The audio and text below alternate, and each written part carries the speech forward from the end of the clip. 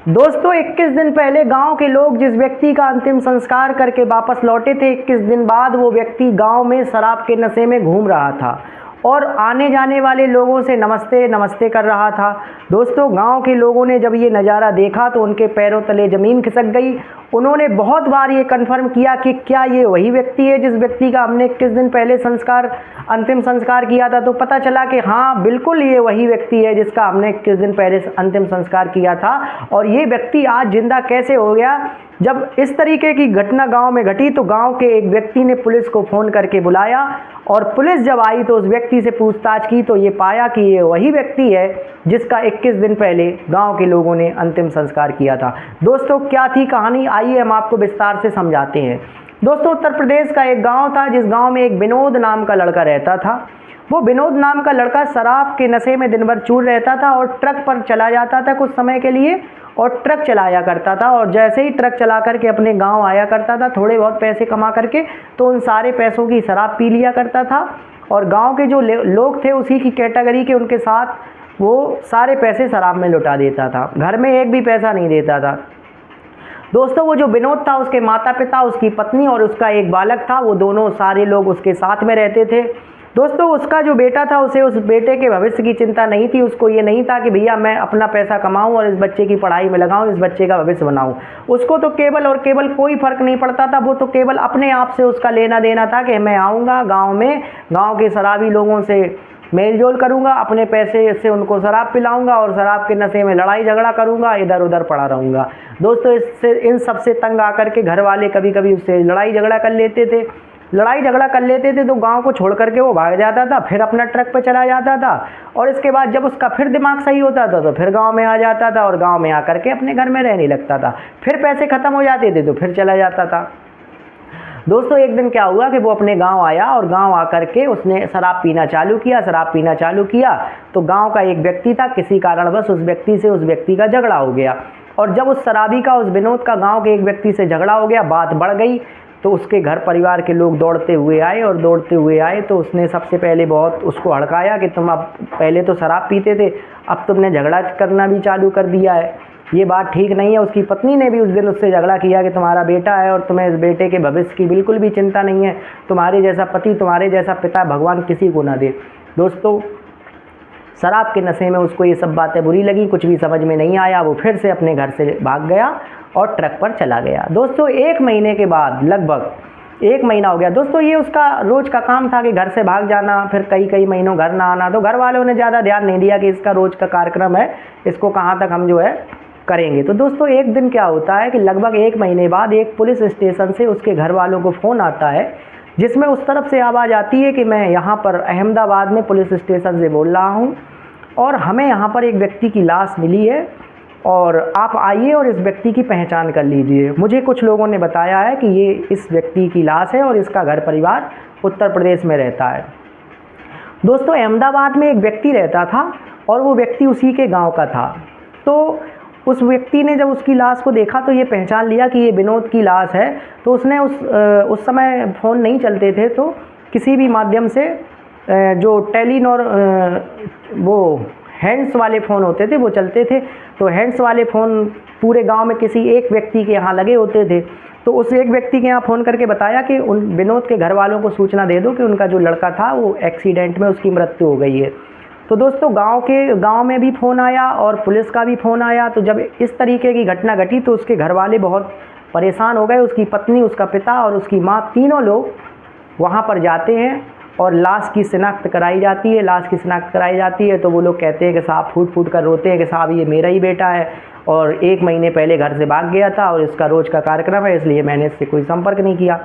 तो आखिरकार इसका एक्सीडेंट हुआ कैसे है? तो पुलिस वाले कहते हैं कि देखिए ऐसा है कि ये व्यक्ति एक व्यक्ति के यहाँ से चोरी कर रहा था और चोरी करते समय वो जो मकान मालिक था वो जाग गया और जब मकान मालिक जाग गया तो ये चोरी करते हुए उस घर से भागा और उस घर से भागा तो एक कार की चपेट में आ गया, जिसकी वजह से इसका एक्सीडेंट हो गया। हम लोग इसको हॉस्पिटल लेकर के आए थे, लेकिन हॉस्पिटल आते आते इसने अपना दम तोड़ दिया। तो उसके माता पिता कहते हैं कि भाई हो सकता है कि चोरी भी करने लगा हो, क्योंकि शराब का लती था और शराबी जो नशेबाज व्यक्ति होते हैं उन पर भरोसा किया नहीं जा सकता। तो उसने कहा हो सकता है कि संगत में आकर अब ये चोरी भी करने लगा हो। तो इस तरीके से वो उस व्यक्ति की लाश को लेकर के, उस व्यक्ति के शव को लेकर के गांव में आते हैं और उसका विधि विधान से अंतिम संस्कार करते हैं। दोस्तों 13 दिन की शोक सभा भी रखी जाती है। पूरे गांव में ये चर्चा थी कि ये व्यक्ति जो है चोरी करते हुए पकड़ा गया, और चोरी करते हुए पकड़ा गया तो इसकी जो है एक्सीडेंट में मृत्यु हो गई।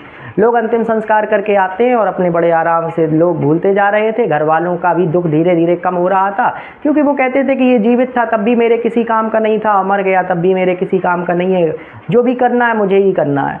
दोस्तों तभी अचानक से 21 दिन बाद वो व्यक्ति शराब के नशे में गांव में झूमता हुआ पाया गया।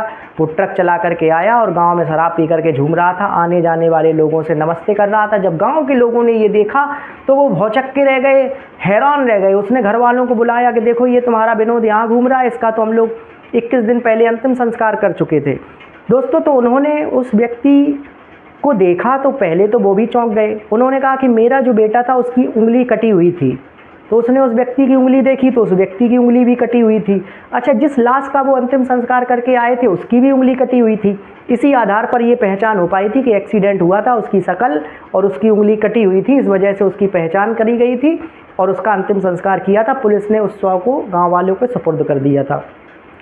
लेकिन ये व्यक्ति जो गाँव में घूम रहा था इसकी भी सेम शकल वही थी और उंगली भी कटी थी। दोस्तों गांव में हड़कंप मच गया, सारे लोग इकट्ठा हो गए और सारे लोगों ने इकट्ठा होकर के पुलिस को फ़ोन किया।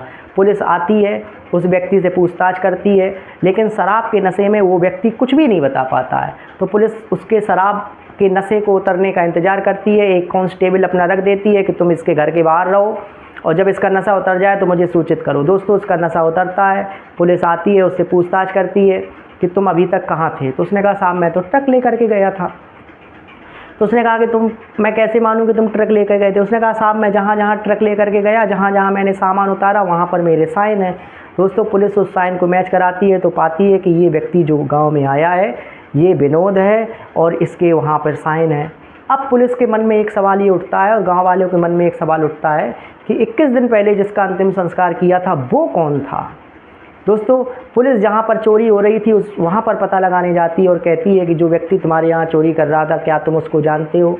उन्होंने कहा कि साहब मैं उसको नहीं जानता, मैं चोरी कर रहा था, मेरे जगने से वो चोर भागा, मैंने उसका पीछा किया, वो एक गाड़ी की चपेट में आ गया, गाड़ी की चपेट पर आने से उसकी ऑन स्पॉट वहीं पर मृत्यु हो गई। इसके अलावा मैं इसके बारे में कुछ भी नहीं जानता हूँ। दोस्तों पुलिस ने बहुत तहकीकात की, घर वालों से भी दबाव बनाया, बहुत तरीके से पूछताछ की, उस व्यक्ति की भी जाँच कराई, लेकिन ये बात का पुलिस आज तक पता नहीं लगा पाई कि आखिरकार जिस व्यक्ति का 21 दिन पहले उन्होंने अंतिम संस्कार किया था वो कौन था। क्योंकि सारी चीज़ें दोनों में सेम थी, उसकी भी उंगली कटी थी, उसकी भी शक्ल वही थी। लेकिन गांव के लोगों का ऐसा मानना है कि हो सकता है कि इसी शक्ल का कोई व्यक्ति हो जो चोरी करते हुए पकड़ा गया हो, और चोरी करते हुए जब पकड़ा गया होगा तो चपेट में आकर के उसकी मृत्यु हो गई होगी। और हो सकता है वो व्यक्ति अनाथ हो, इस वजह से कोई भी व्यक्ति उसकी मिसिंग रिपोर्ट दर्ज कराने थाने नहीं आया। दोस्तों कुछ लोग ऐसा मानते हैं कि हो सकता है ये कोई दूसरा व्यक्ति हो जो उसी शक्ल का हो और इसकी भी उंगली कटी हो, ऐसा इंतफाक भी हो सकता है। दोस्तों ये घटना 2015 की थी और 2015 से इस समय 2024 चल रहा है, लेकिन पुलिस किसी भी मामले पर हर तरीके से इस बात का आज तक पता नहीं लगा पाई कि 21 दिन पहले जिस व्यक्ति का अंतिम संस्कार किया था आखिर वो व्यक्ति कौन था। दोस्तों आपकी समझ क्या कहती है हमें कमेंट बॉक्स में ज़रूर बताएं।